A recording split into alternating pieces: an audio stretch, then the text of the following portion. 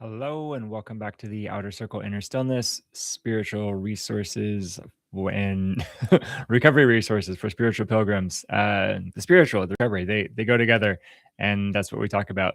And today I am again talking about resources for parents, not just parents in recovery, parents in general. But this is an important topic. We're talking about sex education for our kids. Again, my name is Reese Basimio. I'm the clinical director here at New Pattern Counseling in Gresham, Oregon. I myself am a licensed professional counselor and a certified sex addiction therapist. So also a certified alcohol and drug counselor. So I talk about sex and drugs a lot and have observed some challenges that beset many people.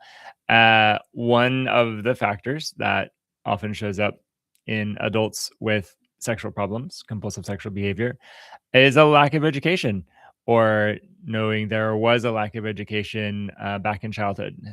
So there are many adults who recall they learned about sex from pornography or from peers or from friends. Some people learn about it in sex ed classes in school and had mixed experiences about those. Very few people, certainly in my generation, learned about sex from parents directly, at least, and even fewer in an edifying, encouraging, positive way. And I think this is a trend that we can reverse. I think that parents are best suited to guide their children through adolescence and into young adulthood, and uh, especially navigating everything related to sex, sexuality, intimacy, relationships, pornography.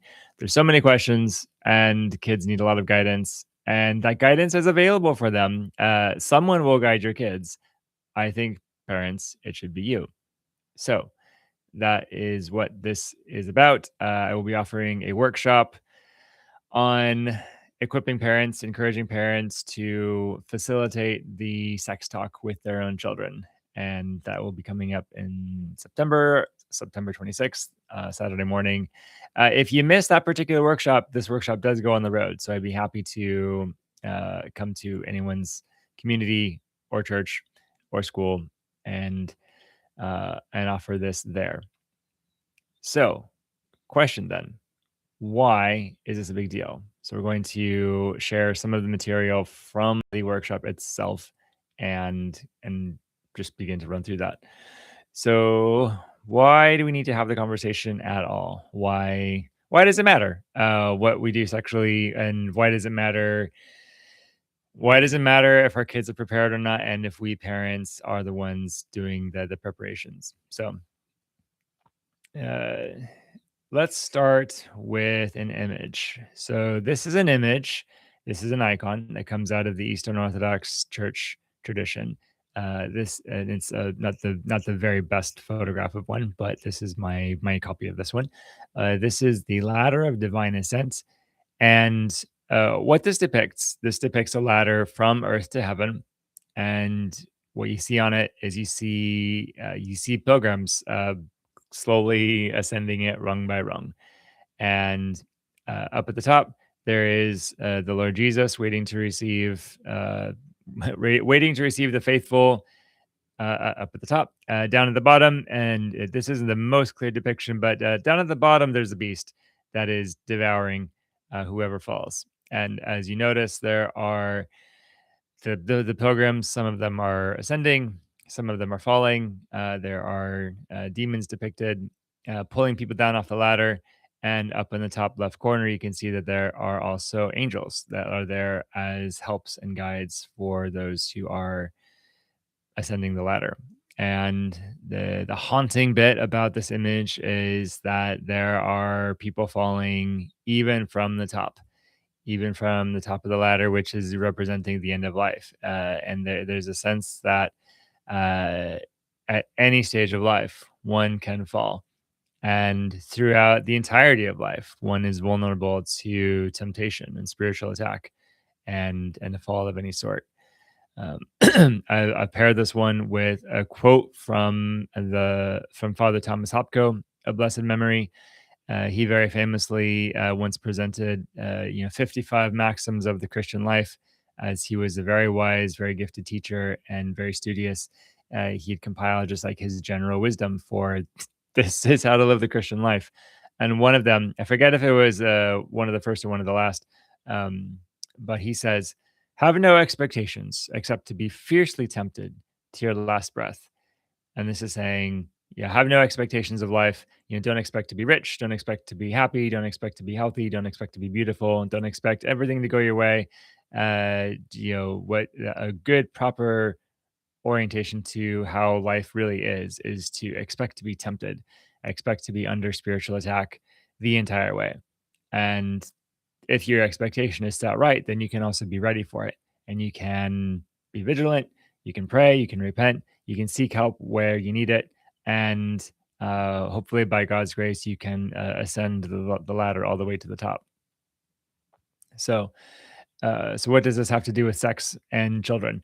Well, we're thinking about the rungs we must ascend. So obviously, this holy icon is talking about well, it's talking about the spiritual life, but that really is the core of all of life and all things being connected. What we do in our bodies affects our soul. What we do sexually definitely affects our bodies and our minds and our souls. And so there's a lot of opportunity for a fall. There's a lot of opportunity for temptations, for just brokenness, for dysfunction, and especially in the realm of how we conduct ourselves with sex, with relationships. And a lot of that has to do with how we see people, a lot of that has to do with how we see ourselves. And so, thinking about our kids are on the rungs. They are trying to ascend the ladder best they know how, and they're going to be attacked. They're going to have all manner of forces pulling at them, all sorts of agendas working upon them, and all sorts of inner desires driving them. And they will need some help. They will need some guidance. And so we again, as parents, have opportunity to participate with God and the angels in guiding our children well. Um, there's this image in my head of a small child in a big city, and you can imagine a small child just surrounded by all of these big people rushing about. There's all of this noise. They don't know where they are. They're hungry. They're tired. There's who knows what around the corner, and this is their city. This is this is the world. This is the internet. The internet is that big city, and as soon as our children gain internet access, they are dropped in that city, and uh, what I would hope is that that small child in the city has a loving hand that they can hold, who can say, "Go this way. No, stay away from the train tracks. No, watch out for those people. No, don't walk down that alley. Let's go here. There's a bakery here. There's a water fountain here. There's a nice bench over here. There's a way through this terrain I can show you." And that's really what our kids need. So again, my points here, I do believe parents are best suited to be the ones to at least initiate a kid's sex education, or take a really primary role in guiding it, facilitating it in some way. Um, there's this other idea, knowledge is power. A similar extension of that is this idea of vision is life. So when we're talking about sex, we're not just talking, here's what our genitals do together. We're also talking purpose. Why do we have sex? What is sex for? And I have some slides about this coming up. But understanding the purpose of sex is really closely related to understanding, well, what is the purpose of life? And part of guiding our children is to say, this is what your life is about. We could say, your life is about pleasure, about prosperity. Get as much as you can get and hold on to it as long as you can. And, that's your vision, that's your trajectory. Go that way. We could say that. Some parents do. We could say, or we could say, the purpose of life is to fear God and keep His commandments, to love people, to do to do justice, to do mercy, and that's when you'll be thriving. That's a different trajectory, and we can say if that's what your life is about, that's the way you need to go. Your life will look a different way. But in either case, what we're talking about there is having a vision. This is where your life is going. This is what it's about. And everything you do participates in that. And so, then we think, okay, so what about sex? What about relationships? Well, how we understand right sexual behavior is completely tied to how we understand just like right behavior in life in general. And that's not something a kid usually inherently gets or understands. Goodness, many adults don't fully understand this yet, which is fine. I mean, we're all learning. I mean, I'm still learning this, but I think that we could do better. We could give our kids a bit of a head start and say, "Here's a vision for your life." Uh, Related to this, our words create life and reality. God created the world, speaking it into existence, and as we are in His image and co-creators with Him and participate with Him in what we do, the things that we say have great power.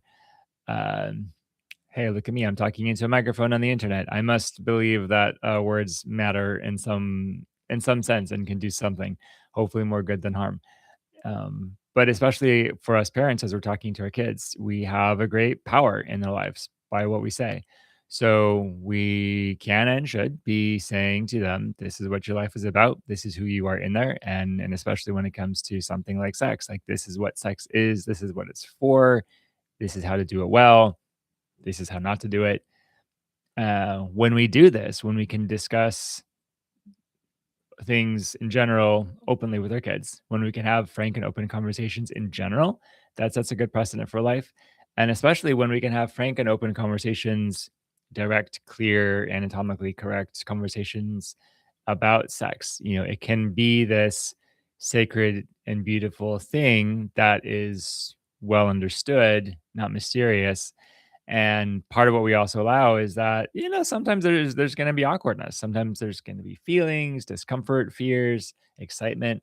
What we're also doing here is we're teaching kids that their emotions are all right and they can have their experience and they can have their questions and like they are okay. The aspects of them are okay. It's okay to wonder. It's okay to have urges. It's okay to have attractions. It's okay to have hormones going on and to not know things. The way we make these things okay is by talking about them openly. So then, part of what I'm proposing, if we go back to this image of the small child in the big city, part of what we're talking about is not only giving the kid an adult's hand to hold, but also a map, a walkie talkie, and a backpack full of snacks, an extra sweater, things like that. Because when walking through the city, who doesn't need a backpack full of snacks?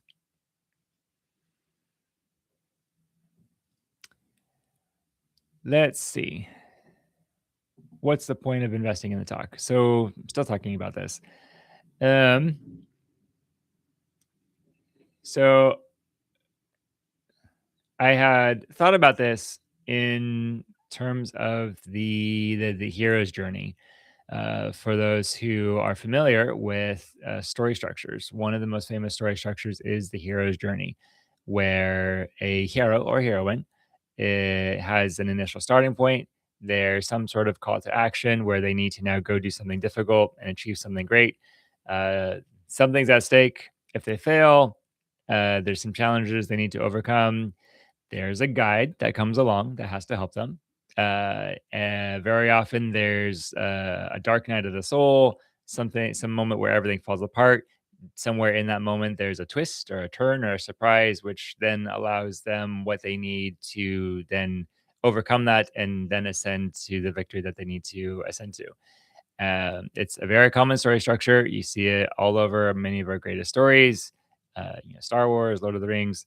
They at least the original Star Wars. They work with us very well. Um, but we can also understand our own lives in this story, at least sometimes. But again, um, when talking about our kids as the hero, if we see our kids as the protagonist in their own stories, then what we get to do is we get to come alongside and become guides for them.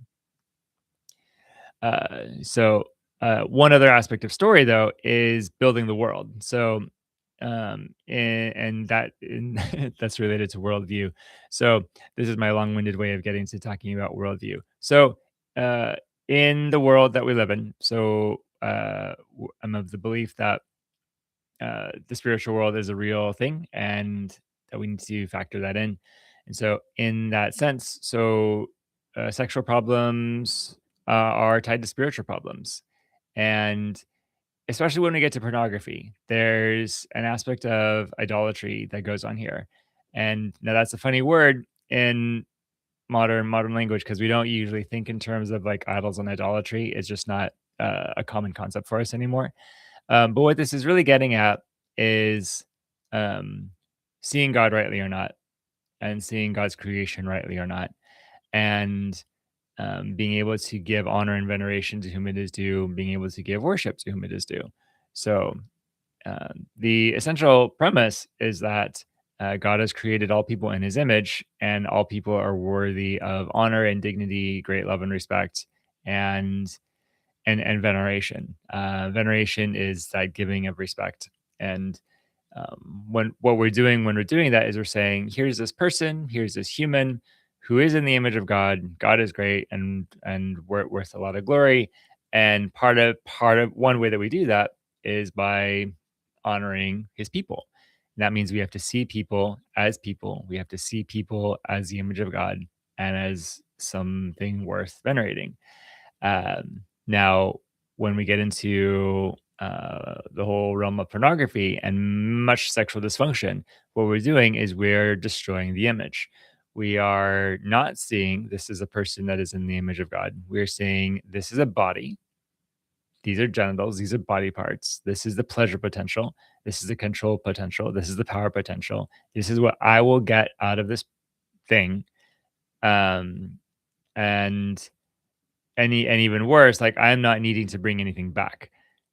In a proper veneration cycle, I present myself to the image of God, whether in a person or a holy icon or to God Himself, and it's me showing up. It's me revealing myself. Me saying, here's my whole humanity, encountering your whole humanity, and then there's intimacy.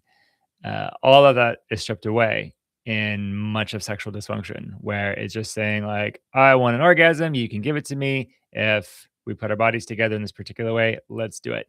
Never mind the emotions, never mind the relationship, never mind who you really are or who I really am or any of those things. We're just saying, like, we want pleasure, we want emotional security, we want comfort. We don't really want to work or labor or sacrifice. And yeah, all of this exists on the spectrum.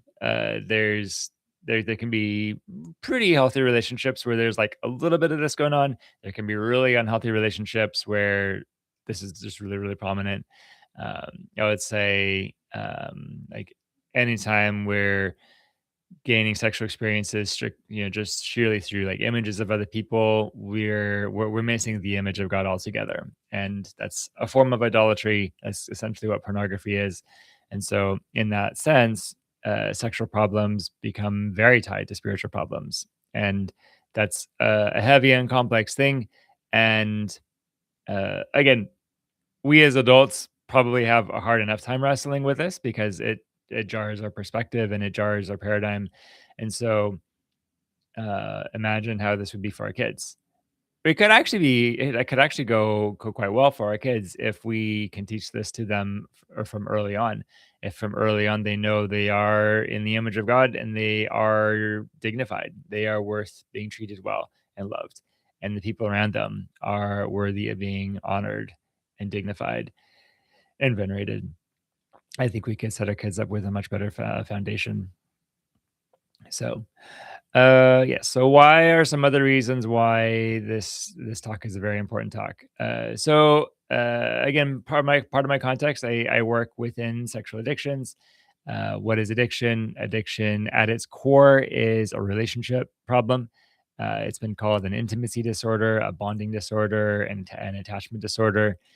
In the best course of life, when a kid is small, they are able to attach to their parents or primary caregivers and learn there is a human who will consistently, maybe not always, but mostly consistently, be pretty present, pretty responsive, pretty attentive, and generally speaking, my emotional needs will get seen and attended to in an appropriate way through my human caregivers. That's the best case scenario.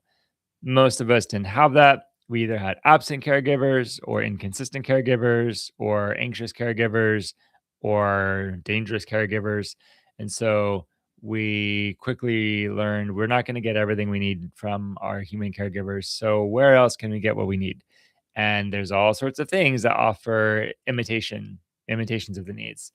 Maybe we can find lots of comfort in just like, lots of cartoons, lots of movies, lots of snacks, lots of sugar, lots of adrenaline, lots of activity. I'll go do, all the sports, do all the big actions. Some of us discover pornography pretty early. Some of us discover marijuana and alcohol. Some of us discover, I'll get what I need through just like super, super high achievements all the time. There's a lot of things that we do. But uh, it's related to attachment. We bond to something other than a human as what we think will be the source of our comfort, safety, and security. And that's the basis of addiction. And so uh, here I am. I'm an addictions counselor, and uh, I see my slides have not been advancing. Um, so I'm an addictions counselor, and I have a focus in sexual addictions, and I'm never bored because there's just so much to talk about and so many people that are needing help of this sort. So let's see. So in our hero's journey, if we're placing our kids in the role of the protagonist, then in the hero's arc, typically there is also an antagonist, and that is just someone who opposes the goal of the hero. In this case, the antagonist would be the many divergent stories of who God is, who people are, who the child himself is about sex, intimacy, pleasure, bodies, families, fantasy, love, etc. Um, we could say the antagonist is, oh, it's the devil, or it's society, or it's those people over there, and that's just well, it's not the people. It's never the people that are our primary adversary. The devil, sure. But uh really what I'm zeroing in on here is that there's just so much confusion. There's just so much different information that a kid will hear. And that confusion itself can become its own obstacle. So again, it's important that we offer some clarity and be able to speak clearly to our kids and say, this is what sex is, this is how we do it, this is what relationships are, this is a good way to do relationships, and and there is a way. And by consequence, we're also going to be saying, and some of what you hear is not true and not good. And that's hard for some people to hear. And nobody likes hearing that they're wrong or hearing that people disagree with them. But realistically, there's just too much information out there for all of it to be right or for all of it to be incorporated into one life. And so, um, there's some perspectives out there I would certainly disagree with, but on a functional level, I would say a kid who is given very specific, cohesive direction of some sort is probably going to be better off than a kid who's not given any direction at all. So well, I would hope that that eventually, everyone would, present, my view on how sexual ethics are. Um, a kid can still find a way, find a sustainable, healthy life rhythm with some direction, so a direction of some sort that's consistent, that's coherent. And I would say also that comes from credible, loving sources. So this is presupposing that you parents are loving, sustainably loving, supportive, present, and attuned humans in general. If you're not quite there, okay, well, we'll have a different conversation about that. But assuming you're there, or you want to be there, or you would like to strive to be that kind of parent, you can do this. You can be the guide. You can be the helpful guiding influence in your kid's life, showing them here's the way to not be destroyed by your questions or by your desires or by the confusing world around you. And and yes, we can do that. So again, so this is a bit of the content of this workshop that I will be offering September 26th here at the Office of New Pattern Counseling, you're welcome to sign up for that. Sign up information will be in the liner notes. You can email us here at newpatterncounseling.com. And again, if you find this after that date, I have workshop will travel, so I will come see you. Uh, so I hope that we get to do that soon. Anyway, that is all for today. There's more content yet to come. I hope to hear from you very soon, and thank you for listening. And may God bless you. May you be at peace, and may you have really wonderful connections with your children. Thank you very much.